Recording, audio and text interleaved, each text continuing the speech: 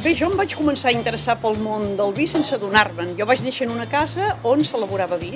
Hi havia vinya pròpia i veníem un vi que es venia d'oll, no embotellat, i s'havia de vendre realment durant l'any, perquè si no tenia poca graduació i es picava.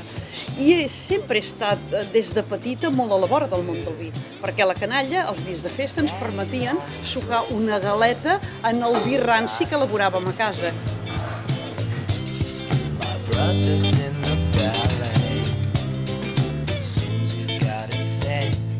Ara mateix estem fent en un aperitiu on hi ha un llit molt fi, quasi bé com un mirall, d'una sopeta de festucs i d'avellanes. I al cim hi posem unes figues que les banyem amb un moscat.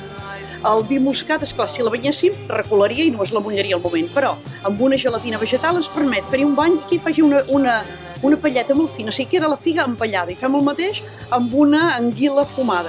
Per tant, oferim aquest tast, ja és en presència el vi, però en canvi s'ha convertit en una pell.